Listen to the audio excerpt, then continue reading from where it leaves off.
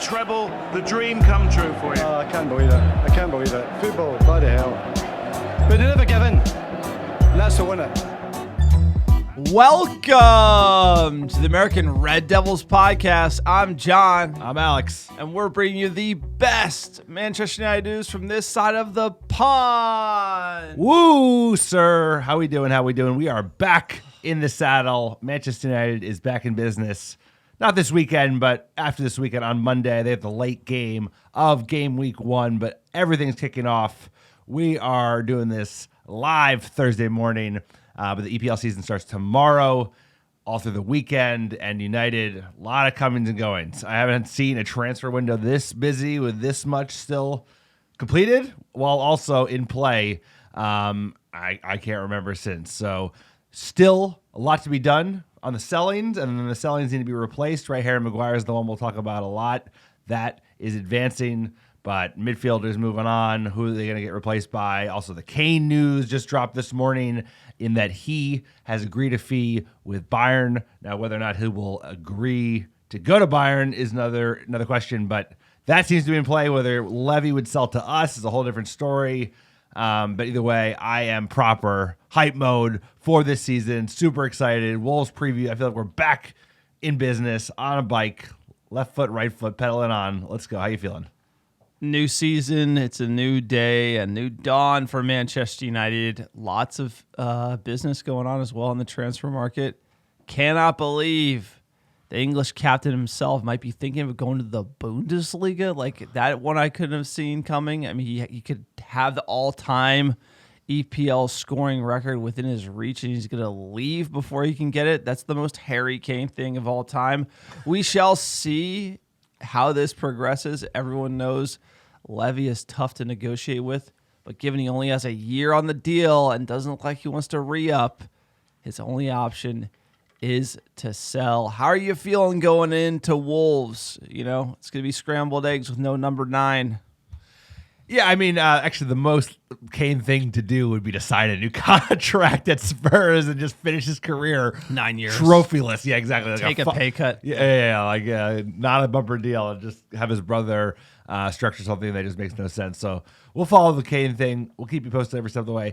Hey, with the new season, like, the team is never going to be 100% settled. There's always going to be things. Excuse So give me factory a already second. up. Oh, yeah, you can have your take in a second. Let me give you Excuse my factory. take. There are always going to be things that are unsettled. So obviously, I'd like Højlund to be available. He's got that injury. We're going to talk about that in a little bit. But we have enough pieces in play and enough boys available that Wolves can't be a problem. You know, we haven't. Preseason is what it is. I think you've seen a continuity of how Erik ten Hag wants to play, especially with the new goalkeeper. Obviously, things can be more settled around certain positions, i.e. the striker. But, dude, Rashford up front, Garnacho on the left, Anthony on the right. With that midfield we got in that defense, this is Wolves. They just sacked their manager. We're going to see one of the first new manager bounces for game week 1 that we've ever seen, right? They fired their manager a couple days ago. So, hey, no easy games in the EPL, but we are playing at home. And let's get it done. No excuses. Play like a champion. Look, the excuse factory had summer vacation. You know, the foreman took We're it back. off, went to the beach. He just opened the doors. They're back, 110% capacity, baby. Excuses are being cranked out already for how we're going to play. On Monday, I expect to win, sir, in honor and glory, as all Manchester United fans deserve, without any excuses, like you just said. Quick PSA for the podcast. If you like the American Red Devils, you like the biased fan take from the couch, which is what you're getting served up here every single pod, including this extra early podcast on Thursday morning. You can support us on Patreon, patreon.com/American Red Devils. We live or die with this team, unfortunately. It's been a hell of a Long season decade. coming. Hell of a decade for us, American Red Devils. We love what we do. Love this club. Never die. That is the motto. Check out our Patreon page. Lots of extra benefits for you. You can join the creme de la creme of ARD fans. You get extra episode every single month. Lots of benefits. Please check it out. Consider supporting the podcast as it is ad-free. Also, check out our website, AmericanRedDevils.com. Blog content up and running. Plus, AmericanRedDevils.store for your scarves, shirts, pins, stickers, and everything you need. Another great way to support us. Sir, tell me about iTunes reviews. Ad-free is the way to be. Let's keep it that way. I mean, you listen to pods, fast forwarding through content is not what you want to do. So help us stay ad-free. Join Patreon. Another way to support the pod is write 5-star reviews on iTunes or Spotify. Ideally iTunes, but even better, we're giving away free swag, free Manchester United gear designed by the American Red Devils if you write a review and send a screenshot to americanreddevils@gmail.com with your mailing address. I'll personally pick, pack, and ship a free ARD scarf sent right to your door anywhere in the world. Get those 5-star reviews in. They help us get found organically. They go a long way. Here's a great one from you, Bose.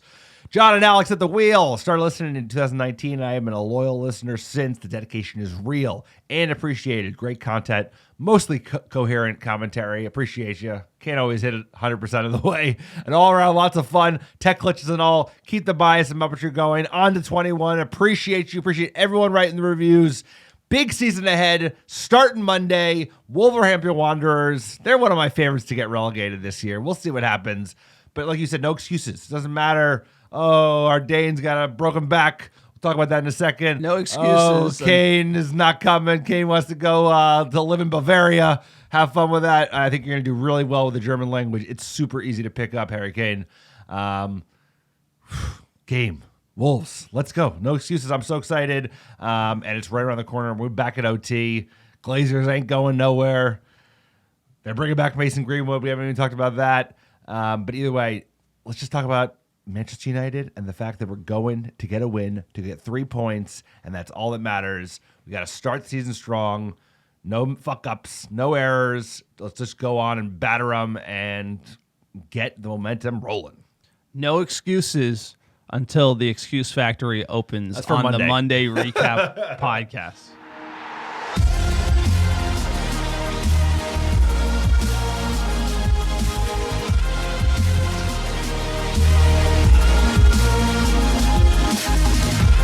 All right, here we go. Manchester United versus Wolves. Our Wolverhampton Wanderers, lifetime versus Wolves. We've won 54. We've drawn 20. We lost 37.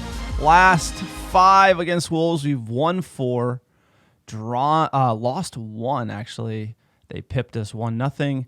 But the first time we played them, 1892. We won 10-1, so something about that. Let's get a ton of goals, lots of confidence, spread it around early at home. Wolves coming into this in preseason. We're talking about preseason here. Practice. They haven't looked horrible, but their coach is gone.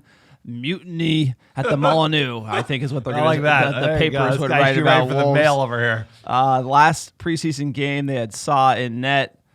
Played the 4-3-3 with Jimenez, Nunez, who we've been linked to. Actually, this must be last season. I thought Nunez went to Saudi. It's the last. They didn't have any squads available for the preseason games. This was the last game of the EPL season. I believe Jimenez moved on, and Yes. Traore is a free agent at the moment. But a lot of these players are still around. And they have a Tillman, new coach, Collins, so Sa, Huang, Lamina. Obviously, the boy that we've been attached to for freaking years, the Portuguese midfielder, went to Saudi as well. Semedo's still there. So No, Nunez. That one, he should have been a United player, unfortunately. But look, Wolves got a smattering of who are yous and coach and the coaches of the same vein. So it's going to be very interesting.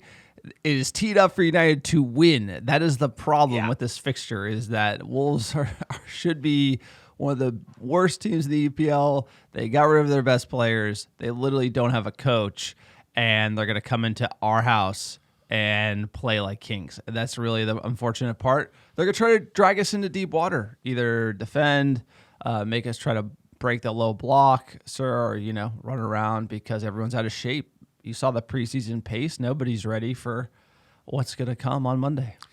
Yeah, now it's just about stepping up, right? It's only practice is one thing, but on EPL, the physicality, the pace of play is so high, and also it means so much, right? Not just because of bragging rights and people wanted to start the season well, right? They want to do a new manager bounce with their new manager. I think O'Neill, who was at Bournemouth previously, who even knows around the merry-go-round goes as it relates to new managers and managers flipping from one mid-table or low-level club to the next.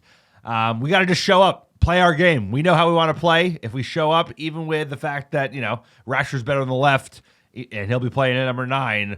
He's still a competent striker up front. We've got a great midfield. We've got a great defense. And it's about the Onana era, which is coming fast and furious down the pipe. There's no excuses until Monday. And we've got a decent squad. We have some injuries up front. That's still we're by far the thinnest, with Martial injured and Højlund injured. But like I said, we have Rashford. Rashford can play up front. We got plenty of people who can play the left wing. Not as well as he can, but Garnacho ain't bad. We do have Rashford on our team. He did re-sign, so That's good. there is a player who can score a few goals or so. Let's get into the injuries. Already a lengthy injury list here, unfortunately. Technically, Dean Henderson has a thigh injury. Tony Martial, who hasn't featured in preseason, is injured. He's injured at the end of last season. Injured now. I don't know when is he not injured? That is more of the question. Malacia, he has a muscular injury planned for him to come back in late August. Rasmus Højlund, we're gonna be breaking down his injury a little later. Same thing. Ahmad, no return date, and Mainu, no return date. I mean, these are two players that we hoped to get onto this squad early and often, and unfortunately, they are out for Manchester United. Sir, you say, is it true Garnacho's out, or is he good to go? That might be listed as that's old. Don't worry about that. That's just a little bit of crud all around the edges. Us like getting our shaking the wings off in advance of the EPL season. Mi culpa. Apologies. Garnacho's fit and firing, ready to rock. No issues there. Left wing, we have some options. The only question, the roster picks itself. It really does. does. The only question is AWB or Delo. I mean, that's the only one that is literally a coin flip. You could say Delo because you're playing against Wolves. You're going to be needing those Portuguese, the Iberian Peninsula crosses in. They're not going to be attacking too much. So how are you feeling about that dynamic? That's the only position I think is up in the air right now. I mean, for me, I don't see it's up in the air. Maybe the manager has a different perspective. Maybe the fans have a different perspective, but I think AWB is our starting right back. I mean, he's a superior player, especially when you watch the last 2 games of preseason. I know it's preseason, but that's all we have to reference in the most recent future or past. He looked awesome. He looked like our best player in that throwaway game against Bilbao in... Where was it? Dublin. We're talking about practice. Of course we're talking about practice. But Delo has only shined in practice recently. And at the end of the day, it doesn't matter if we're playing against Wolves. He's our guy. He's our starting right back. He's about to get a new deal. Excited for that. I'm a big fan of AWB. And he was actually going forward and showing some good... Well, sir, I know you're a hater. You're a general hater. That's easy. I don't know if he's played well enough to get a new deal. I think yes. Comeback player of the year last year. Signed him for 50. Definitely overpaid. Up and down. I've been got the defensive chops. Haven't seen him improve significantly on the attacking front. So the new deal is definitely cheap, save money versus. He's better than Delo. Sign He's a world class right back. Much more consistent than Delo. Yeah, but I don't think defensively he's elite. I think he's Manchester United. Getting better offensively. Yeah, okay. Keep saying that. It's Manchester United. Manchester United. We don't have a fit striker. It's Manchester United. Give me your starting. We have a CEO that has never done it before. It's Manchester United. You can say that about a lot of shit. Manchester United. Here's my 11. Onana. Woo! Onana. Let's go. Can't wait for that. AWB, my number 1 starting right back. Appreciate you, the Spider. Varane, Martinez, Shaw, Casemiro, Mount, Bruno, Garnacho on the left, Rashford up front, Anthony on the right. It really does pick itself, like you said. Strong. I think strong until you get to the front attack, and even then it's pretty strong, all things considered. I think Rashford obviously performed on the left, but Garnacho looked terrific in practice. It's all fucking practice. No, he looks fit and ready to go. Ready to rock. Yeah, and he looks like those teeth. He's growing into those big new chompers, which I like to see. Sir, what is your starting 11? Back on my boy AWB. Let's go with the low end. Get cooked. I like AWB, but new deal is that cheap, bro. Like you said. We got to be ruthless with the new deals. Look, when it comes to this starting 11, it's the same. Mine is exactly the same. Things I'm looking for, I guess I could comment on the 11. I'm looking for AWB to get forward to provide service. I'm looking for Rashford to perform well in the number 9 position because unfortunately he's going to be played out of position. Our best player playing him out of position. Don't love that, but he is going to start the season. I want to see him score some goals. Obviously, I want to see Antony running at people. I want to see that cross coming in, and I want to see Mason Mount like pressing, winning the ball back, getting Rashford in behind from deep. Really, our entire attack here, if you look at it, and this is where playing Antony makes us a little lopsided because the pace in behind that Bruno and Mount can unlock is all on the left. Rashford's going to shade to the left. Garnacho's going to shade to the left. And that's where, we kind of become one-dimensional a little bit with this team because you got AWB, Antony on the right. That's not blistering pace. That's not overlaps that are going to drive you nuts. So we're already a little lopsided there, and just seeing how that plays out and seeing how we can try to unlock Wolves. But from a beat Wolves perspective, this is fine. From Arsenal in early September, I don't know. Yeah, well, we're not there yet. So one game at a time. You can only play the game in front of you. Right now it's about beating Wolves. And this team, there's a lot of work rate in it, right? Like I said, the whole back four is as good as it gets. And at the same time, that midfield, that's our new midfield, right? Many like to hope that Mount will be an upgrade on Eriksen, at least off the ball. He certainly looked it in practice, a.k.a. preseason. And then the front three, it's not quite where it needs to be, but it's a big year for Anthony. Time for him to step up. And Garnacho, I think this is going to be the year where he defines himself as a player. All right, sir. Booking the bookies. Here comes the money. Money. Dollar. What do you got for the odds here? Heavy favorites. United minus 300 at home against the Wanderers. Plus 440 for the draw and plus 850 for Wolves on the road against mighty Manchester United. Given those are the odds, sir, what is your score prediction? I'm going to say 1-0 to United. Wolves don't have a lot in the locker. United struggle to score, get that engine going. It's either going to be like we blow the doors off of them or a 1-0. Either way I take it, I think we're getting 3 points here. Let's go. Took my prediction. I'll do two. I was going to say 1-0. I'll say 2-0. I think it's nervy the whole time. Maybe Rashi gets a goal. Maybe Bruno gets a penalty. And maybe we get a late one from Garnacho or something. But either way, all 3 points, clean sheet, first for Onana, and book those points. Book them in the bank. On to the next one. All right, let's get into the news.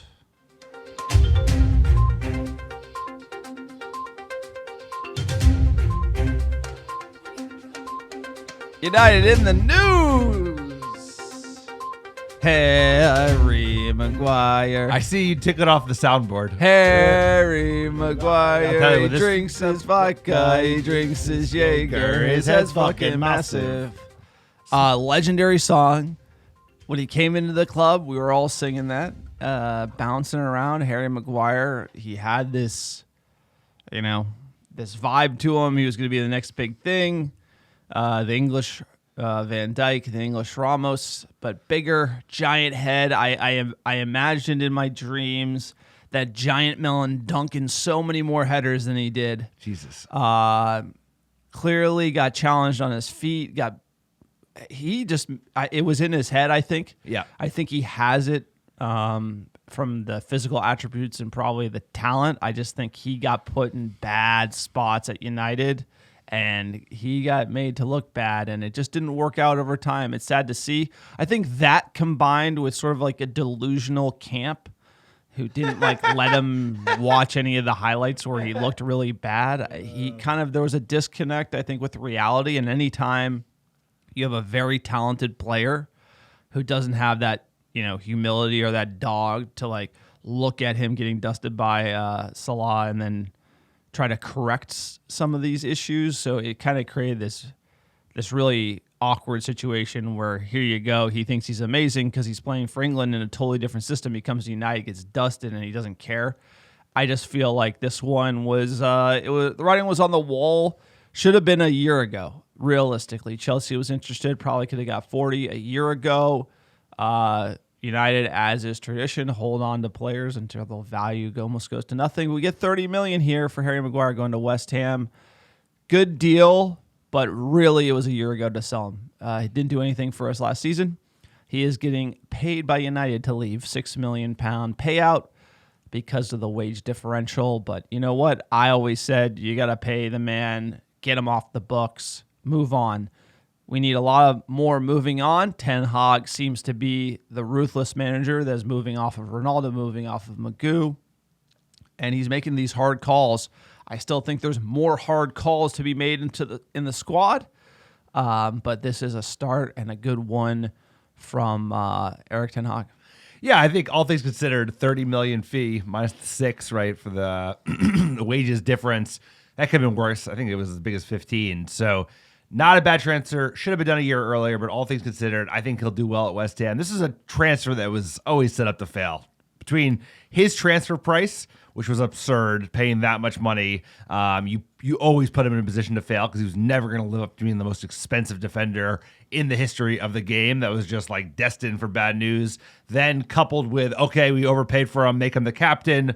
I don't think this captaincy is for everybody. Being captain of the biggest club in the world is not as easy as it sounds. Well, who made that call? Especially when the club is on Rocky Road. Well, that was made by Ole Gunnar Solskjaer, for better or for worse. Yep. He did play okay in the first season or two, and then his form continued to dip as the style of play changed. And obviously, we had a Rocky Road. Rangnick, that was a fucking lost season. And then our guy, the bald Dutchman, he comes in and he starts shaking things up and saying one thing, he's our captain. And then he's not our captain because he doesn't play. He's got a role in the squad, and all of a sudden we're selling him to West Ham. So it's a shame it didn't work out. I'm rooting for Barry Magoo. Dude, go have it. Have a good time. Barry Magoo. I mean, that's what people call him. People call him Harry, Barry. There's a thing. England, they got nicknames. He's got a giant head, like one of the biggest heads you've ever seen. No, you see it he's live, really you wouldn't fun. believe how big that head is. But this is decent business, all things considered. Getting 30, having him take 6, 24, almost have enough to buy a player, the ones that we're least attached to on the center back pairing. I mean, losing A squirt- $50 million on a signing is not like a great deal. I'm not saying it's a great not like deal. a great deal.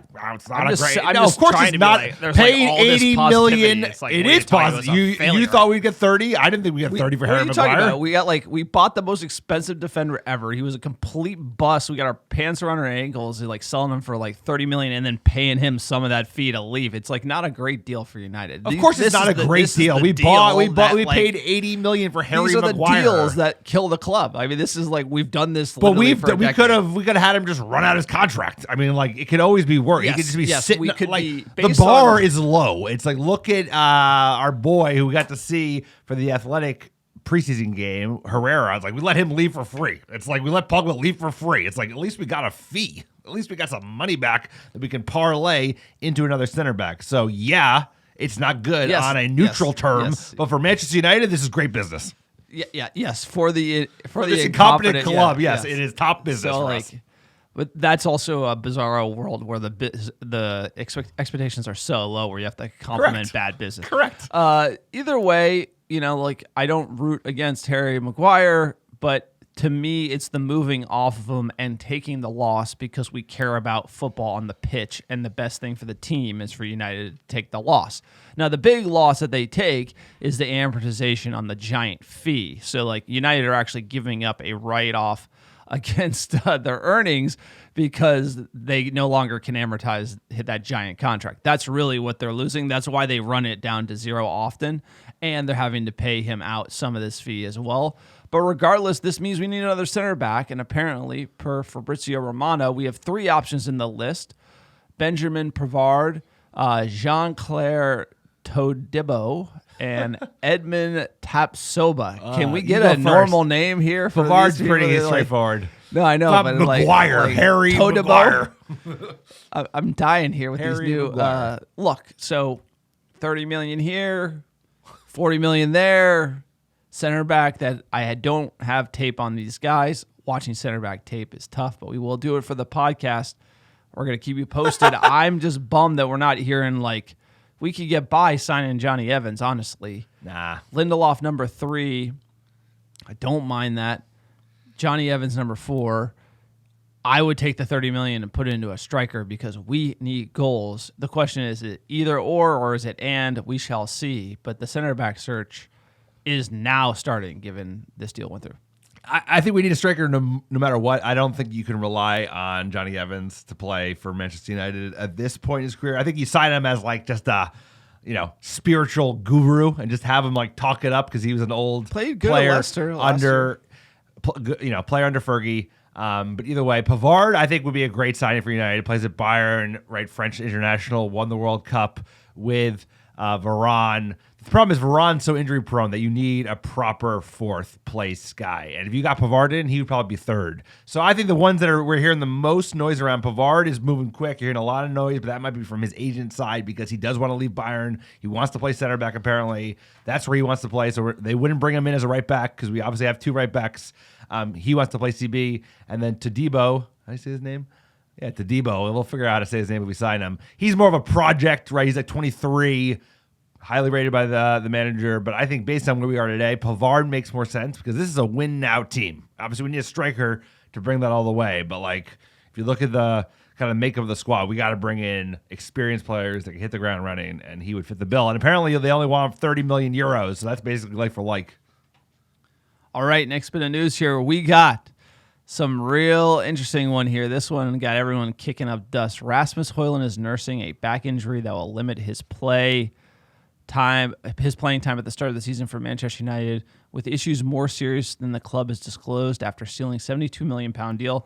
Number one, you want to talk about questionable business. We had the Daily Mail leak this, then we had all these United-friendly sources say it's not as bad as you hear. We got some sort of medical language, if you will, and everyone's arguing about what's going on, what could it be. We heard that Arsenal might be the game he could start in. So this young upcoming number 9 who we need yesterday is now questionable for the start of the season. I'm like, what do you mean? How do we pay this price? Freaking out. You know me, glass half empty. I'm nervous Nancy over here. Finally called it. You finally said it. Admitted I'm it. nervous because we need a number 9 to start the season, brother, and we don't. And this has been like how many seasons running, and I'm just like, get a guy in. This is Manchester United trying to say, hey, remember, it's Manchester United. We need a striker, please. Please, I want to see Rashford play in his position and do well and thrive and not have to deal with this swap shop stuff. So I'm obviously concerned. You're hearing like a lot of mixed news. If you listen to the club sources who literally did the deal, they're going to be overly positive about the injury. Obviously, these are injuries. Nobody knows what's going on. You listen to the doom at the Daily Mail, they're going to be overly negative. The truth is, it's something in between, and you got to cut through it. And actually, the real truth is nobody knows how this is going to go. Yep. Is he going to heal up real quick and be ready to play every single game, 2 games a week by September, October? Or is this going to be something that plagues him for 18 months like we saw with Marcus Rashford? These are all very valid questions, and a doctors can give you opinions, but they don't actually know how he's going to respond to the specific injury or the time off. So anyone saying this isn't a thing, needs to get their head checked, and anyone saying that he's damaged goods, it's also not true. It's also not true. But what is true is if something like this comes up while negotiating a deal, you should be able to get a discount. And that's where I'm going to say that is known, that United should be able to not pay this giant price tag if you're dealing with this injury carry forward and you don't know the outcome. More importantly, Alex's brother's a spinal surgeon.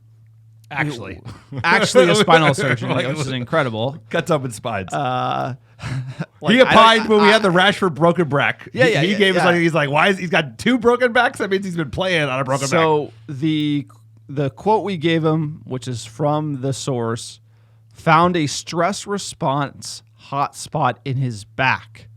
This can be the start of stress fractures in young players, so it's unlikely, out of precaution, that I'll be able to play twice a week for a while. That's the quote. We gave it to your brother. What's your brother got? Yeah, shout out to Wills. Appreciate you.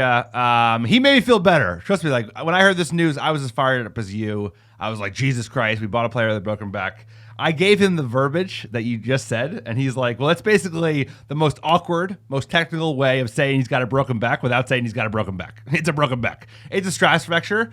But he also walking up the cliff. It's like super common with young athletes. He's a young athlete, he's 20, and he'll be fine, generally. Like, you don't know for sure because we haven't seen the injury. We don't know how bad it is.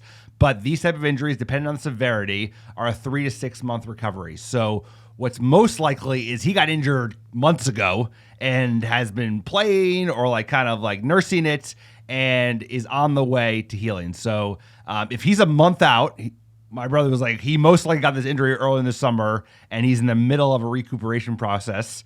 And it's not necessarily something that, like, unless he was calling out in the medical, that you would 100% spot. It's like literally a hairline fracture that even a generic MRI wouldn't see. You'd have to literally do an isolated MRI, like focal snapshot, and then you'd see it because it's like a line of a hair.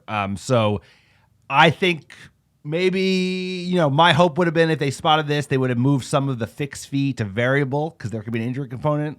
But his general thinking is, like, as long as we don't overwork him now while he's trying to recover, he should be okay. He sees this a lot with his younger patients, especially ones who play athletics, college athletics. This is obviously beyond college athletics.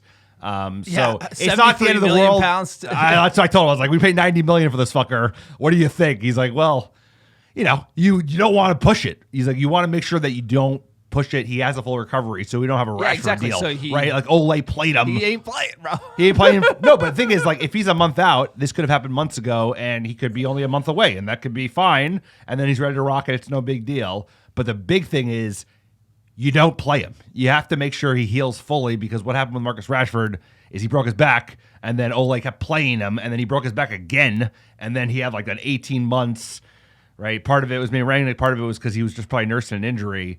But that's the big thing. Is like, this is not the end of the world as long as we don't like throw him in against Wolves. As long as we don't play. Yeah, for as long like as we don't 6 play for 4 weeks. Our striker, who we spend 72 million pounds on. Yes, as long as we don't play him, everything's fine. Which is the main issue, because Play him right now. I mean, not play him forever. No, but 3 to 6 months makes sense. Say it's 2 months ago, and then the reason why it's 3 to 6, it's not like you don't know. Depends on the severity. He's obviously not healthy now. No. It could be 2 to 5 months. It could be 1 to 4 months. And we have a lot of games coming up. And here's the main problem is, if United are going to play coy about this injury, he might need a lot of time off to heal, which I think is the right thing to do. You sign him for 5 years. Yeah. You want him to be healthy. Why are you worried about right now? Just get another player on loan to play number 9. That's really how we should be thinking. We haven't heard any smoke around that, which is kind of bizarre. If you're going to sit there on the 72 million pound kid, everyone's going to be pressuring the club to play him. And that's what I'm concerned about, is that he probably won't get the rest he needs because it's going to be such a rush for him to get back. And they're talking a first game against Arsenal. Is that really the first game we need Højlund in? Boy. No, we do not need him coming in for the first game you're right against about that. Second best team in the league. Could be first, could be second, but this is just, you're already behind the 8 ball, right? You're already sucking wind. The new kid, we needed him to start the season right away. Then he has this lengthy, uncertain injury time frame. You play him too early, it can be it could be a year, right? I think your brother's, the main point is, what happens if you play him and he's not ready? Yeah, he could be out for a long time. It gets worse. And this is we're walking a tightrope with this. And, with that price tag and this young kid and all the pressure for him to play and some injury like this, stakes are very, very high for the front office. My gut tells me that they didn't see this in the medical. That is why you're hearing so many narratives coming out. But this is a huge, huge story. Going to dominate our season. I can't believe they would have paid that price if they caught this one. To your brother's point, he could have thought it was something else, might not have seen it, and then now they know what it is. And they're probably working on a plan of how they're going to manage this, because I don't want him to be out long term. I'd rather have him sit through January, or get whatever, 100% better, yeah, then come in and obviously go into the market right now to get another number 9. All good points. Like you said, my brother said it could have been a back sprain. They didn't know, and then all of a sudden, he kept bothering them. They dug in deeper. The big point is, regardless of this injury or not, is we need another number 9 at Manchester United. We have a lot of games. He's 20. He's still developing. This is the most epic league in the world in terms of competitiveness. So regardless if he was injured or not, you still need a number 9 in addition to Rasmus Højlund, because Martial is always injured. It's his last season at Manchester United. Rashford plays on the left, and you need another striker. So maybe this will force our hand. I don't know what's going to happen with Harry Kane. But at the end of the day, we need someone else to score goals, and I would take like a Gallo-esque signing as long as it's not Wout Weghorst. Well, yes, you would like someone to be better than Wow Weghorst. I think ultimately That's the bar. is So look, when it comes to Wan-Bissaka's new deal, this is the next bit of news here. Rumors on a new bumper deal. Going to pay him more wages. You pay him more wages. You don't have to pay a big transfer fee to sign another right back. Delo's through 2029. Wan-Bissaka through 2025. We bump him. This is really the right back. These two are going to be playing right back for United. I just don't like this strategy. Such a critical position. The move is pick one. And then sign a new right back. We're going to re-sign both. I don't like that strategy. Kind of plays into the don't solve the position for United. That's kind of how we've done this in the past. It'd be like Fred McTominay bumping them and never really signing the proper midfielder here. I don't like this deal. I mean, I think what happened here was Delo got a contract at the beginning of last season because he expected him to be the guy. And then he like got a little injury, and then AWB resurged after the World Cup, and I think played much better than Delo. And then it's like, holy crap, this guy might be a guy. He gets a new contract. We don't want to lose him. And then this year is the proper bake-off. I think it's like, all right, one of you is going to stick. Whoever doesn't is getting sold next year. Both of them have a resale value with the contract and the fact that they're both 25, 24. So somebody's got to rise to the top. I don't think right back's a priority, given that like two are competent enough. Given that we like have holes in the midfield, we have holes in the striker position. We're gonna need a new center back as Harry's leaving. So I think it wasn't a perfect way to get here. It wasn't a priority, but like we have other priorities. No, first of all, my view is you sign AWB, you bounce to low, you sign a proper right back. Yeah, that's probably next year. But that was already, signing to low, locking him up, you can sell him for a better value. But we're punting on this position. I think this is a critical position when you when you look at the balance of our attack. You look at the top teams in the world. They have that go forward attacking overlaps on both sides, plus the speed off of the wing. United is lacking that on the right side of the pitch. At least when you put on Delo, then you give up the attack. So it's interesting dynamic. We're going to see it being managed throughout the whole season. Next bit of news here: Manchester United reject $30 million for Scotty McSauce. They're looking at 40. If you can get $40 million for Scott McTominay, that is a good deal across all clubs. That would be a solid deal if you can get $40 million for Scotty McTominay. Yeah, and you know what? So they're going to move, obviously, for Harry Maguire. The midfielders we're hearing the most momentum on is that the Fred news broke today. I think Fenerbahce put in a 15 million euro bid for him, so that's more money lost. But if he doesn't have a role, I think that makes sense. Donny van de Beek, they're talking about maybe a loan with obligation to buy or a straight sale to Real Sociedades. So he'd be going to San Sebastian. That's a player that has to move. That's going to be one of the worst transfers we've probably made in the last decade. In terms of just That's like up there. That's just a proper bust. I would be in favor of selling Fred and Donny, keeping McTominay. I think he has value. I think he's a dog. He's an academy lad. He's homegrown. Yeah, but 40 mil. No, if you get 40 million pounds, you can go get Lavia for 50, and that's an upgrade. I don't know what's going to happen here, but the guy we've been attracted to is a lot, Sofyan Amrabat. When he signs for us, I'll figure out his name. I do like this other player that we were attached to, Amadou Onana. We'll have two Onanas at Everton. He's a proper player. I think he's got a huge ceiling. Apparently he's more expensive, which makes sense. It's EPL, but he's a physical freak, Belgian lad. He's like young. I think he's 21. So we'll keep you posted on this. A lot of movement in the last 2 weeks of the window, 3 weeks of the window, but the one I care the most about is at number 9, and I want that goofy bastard from North London, sir. I can't help myself. You're not going to get him, unfortunately. Also from Romano, we're talking to extend Palestri's contract. Look, I like this kid. I just feel like we're going to mismanage him. Oh, we are. You saw some razzle dazzle. He's got the feet. Honestly, the way he dribbles, the way he looks on the ball, it's very Messi-esque. Not even close to Messi, but he just looks like it. He's got the way he's able to move off the ball, his passing, his shooting, the way he's able to get into attacking areas is great. We got to find something for him. Loan him into oblivion. I don't know if it's the right move. So we'll keep you posted there on Palestri. And then obviously, I think there was some feel-good news about a player lounge. You don't like that? This guy doesn't like the feel goods? Wait. Hold on.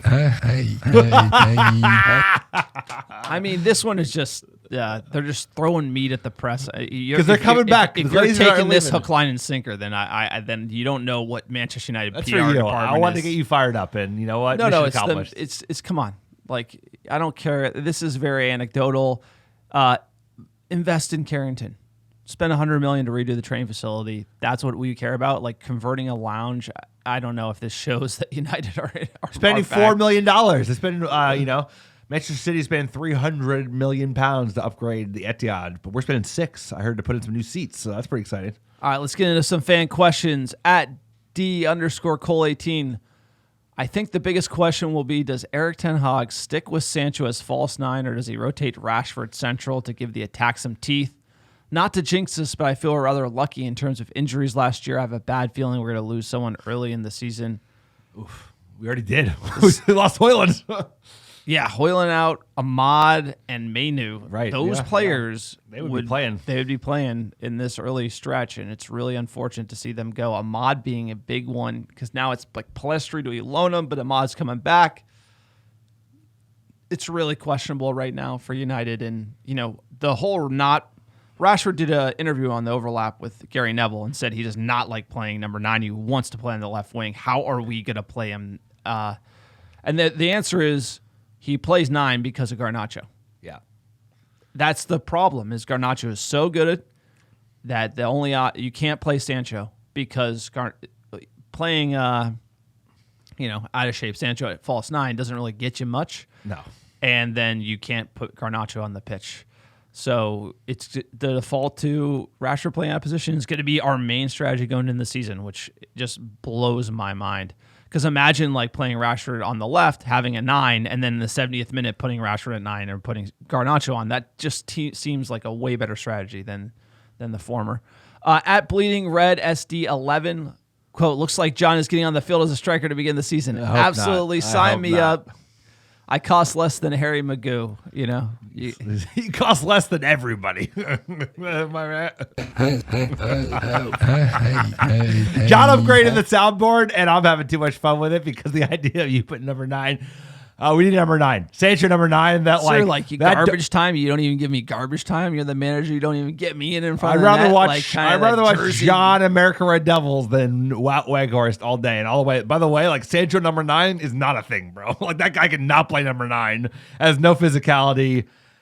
It's his season. It's make or break. Talk bro. about bust. It's I yeah, mean, exactly. talk It's about- like it's a make or break season for Sancho. Make or break. I mean, it is. Like, sorry. Get out of here, make He's or the break. haterade. Hey, I'll let you know. It's already break, bro. It was I know. break when he I'm had I'm like trying to be optimistic. it was It's- break I know. after- It's basically a foregone conclusion. when a player has you're a going to se- eat that contract, bro, for years. We've Like, seen this movie before. You see a player come in, high expectations, big fee. Year 1 doesn't go to plan.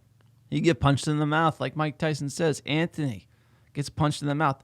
How does he come back? This year's make or break for Anthony. Last year was make or break for Sancho, and he had literally a 3-month hiatus in Holland.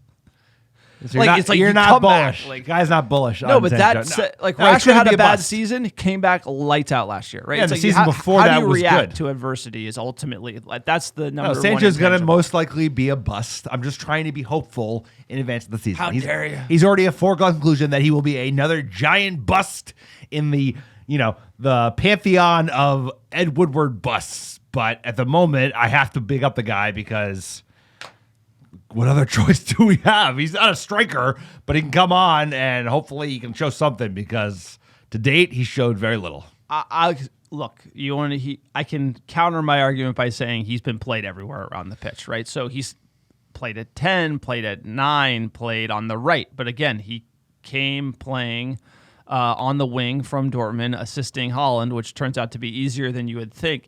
But I can't believe he couldn't play 10. So I understand Ten Hag going for the false 9. He's got some tricky feet. It's just I haven't really seen it. We saw that Liverpool goal looked amazing last year, but there's just been like flashes in the pan, nothing crazy. But again, obviously hoping somebody. We need someone from this collective malaise of Someone's gotta step up. attackers to just like. We need Palestri to go ham. We need Sancho to go Anthony. We need somebody to just spark and like get some fire going on the right side because we need attacking help. It can't just be Rashford all day. I mean, like that is going to be difficult if we're just relying on one person to try to compete for the league. It's just not going to happen. At Eric Ten Hag Ball 0, Sirs Ten Hag recently said he need to double up on each position. What are some positions you guys we need a backup guy to cover or upgrade on? I just said right back. I think if you look at all top teams across Europe, the left and right back position is like critical for them to be able to go forward and attack, as well as they're the hardest working people on the pitch. You look at City, fullbacks all day. they have to be able to defend, they have to be able to recover, they have to be able to get forward, they have to be able to attack, crosses into the box. Right back, we do not have that. Like, we have a gaping hole there. It's arguably, like, other than number 9, probably the most important. I actually think their left and right back is the most important position on the pitch. You could say Luke Shaw is it on the left, but not world class. He's like up a there. touch below He's world up, class. He's up there. On his day, he could have a shout at that title, but what we were seeing from Cancelo last season for City, outside the boot, bending crosses in, just the pace, we don't have that, and that's something where United do need. Yeah, I mean, I think I'm not as concerned about right back in the I think we need a backup. He's talking about depth. We need a backup for Casemiro. That's a big hole, right? Because I don't think anyone can play 6 even half as well as he can on the team. Good point. And then number 9. We are so thin at number 9 that's the number one alarming thing for me. Like, argument, what's the most important position on a pitch in football? That's a tough one. But number 9 is important because you look last season, like a lot of things were clicking. Obviously, the defense gave up a lot of blowouts. But the big thing we were missing was a number 9 who could score fucking goals. Because if we had even like we were talking about this on the way back from our workout yesterday, you don't need you got like a Callum Wilson or an Ollie Watkins. He would have scored 20 EPL goals as long as he didn't get injured in this team last year. The amount of chances that Bruno Fernandes created was like out of this world. Another reason, don't be playing our best players out of position, i.e. Rashford on the left. And the idea that anyone's going to start over Bruno Fernandes as number 10, who's like the second best number 10 in the world behind De Bruyne. No, that's insane. Like, you don't play Sancho there, you don't play Wout there, you don't play anyone else there because he's one of our. I think he's our best player, and I think he's the second best player in that position in all of world football. It's like you play him at 10 because at 10 he's outrageous, and there's been a little too much of like shoving a round peg into a square hole because That's the player could do a little bit better. It's like, no, dude, we have like Casemiro is outrageous at 6. Marcus is outrageous on the left. Bruno is insanely good at 10. Play those players first and then figure out the rest of the players around them instead of being like, we got to play Wout to put him at 10. And then you play Bruno out wide and it's like, Bruno out wide, bro. He's ridiculously good at 10. No, it's great. Number 9's got to be the first one. And like you said, 9, 6, right back. Those are really the positions. At AB_man99, not feeling optimistic about our midfield. Mount doesn't have the controlling playmaking skills of Eriksen. And him together with Bruno is absolute chaos. What do you, sirs, feel about our chances with this unbalanced midfield? I mean, look, Ten Hag, you got to trust in your manager. This is the way he wants to go. And, at the end of the day, I can only judge it not on practice, but on how it performs. And I think you're going to see us perform pretty well against Wolves. It's the question of how's it look against the Shitty? How's it look against an Arsenal? How's it look against a Chelsea? How's it look against the Scouts Bastards? Those are really the midfield battles. And he can look like a genius, or I can look like a numpty, seeing as how it plays out, because we literally banked a lot on Mason Mount and going this direction. Yeah, I've always Mount wasn't the player I necessarily picked out of a lineup that I wanted. The manager wants him. I think he's going to shine off the ball. I think you're starting to see that. That's where Eriksen lacked. It's like he just didn't have the pace to keep up with the top midfields in England. And you know what? Mount at least will be able to perform that right from the jump.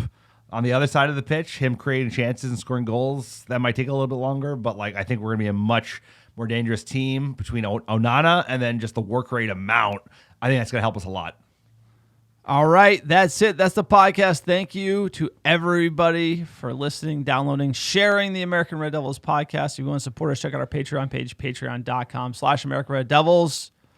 Check out our store, americanredevils.store, americanredevils.com for our blog as well. Sir, can you give us our top 10 downloads last 7 days, sir, from the cities? Here we go. Give me a second. Let's get that up. We appreciate all the American Red Devil fans listening around the world. We couldn't do it without you.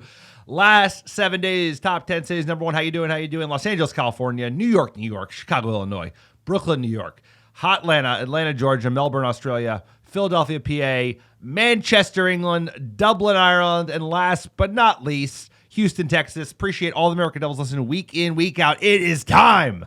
Season starts on Monday for us. Can't wait. Enjoy the weekend. Enjoy the opener. Everything is possible.